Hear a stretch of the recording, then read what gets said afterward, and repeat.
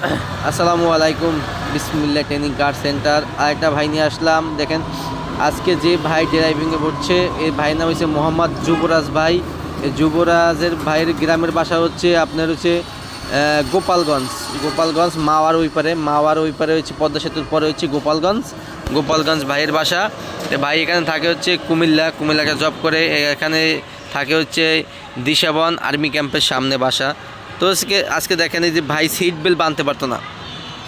ওনাকে বললাম যে ভাই আপনি সিট বেল্ট বাঁধেন, তো উনি বলতেছে ভাই সিট বেল্ট কীভাবে বাঁধবো, সিট বেল্ট আমি জানি না। তখন আমি ওনাকে দেখাই দিচ্ছি যে ভাই সিট বেল্টটা নিয়ম হচ্ছে এভাবে। দেখেন অনেক ট্রেনিং সেন্টার আমি দেখছি যে সিট বেল্ট জিনিসটা কি ছাত্ররা বুঝে না, বা অনেক ট্রেনিং সেন্টার দেখছি যে সিট বেল্ট কী জিনিস ছাত্ররা চিনেও না বা ছাত্ররা বুঝেও না। সিট বেল্টটা কিন্তু আপনি অনেক জরুরি। সিট বেল্টটা বাঁধলে হচ্ছে আপনি বডি সিটের সাথে অ্যাডজাস্ট থাকবে, আপনি সুরক্ষিত থাকবেন। দেখা গেছে সিট বেল্ট না বাঁধলে অনেক সমস্যা হয়, যেমন ধরুন অনেক সময় দেখা গেছে গাড়ি অনেক জোরে ব্রেক ধরতে হয় বা হার্ড ব্রেক ধরতে হয়। তখন হার্ড ব্রেক ধরলে আপনি বডিটা সামনের দিকে সামনে ঝুঁক থাকার সম্ভাবনা হয়। সেক্ষেত্রে স্টিয়ারিংয়ের সাথে আপনার মাথা লাগতে পারে। সেক্ষেত্রে হচ্ছে মাথা লাগলে হচ্ছে মাথায় আপনার আঘাত পাইতে পারেন বা বডিতে আপনি আঘাত পাইতে পারেন।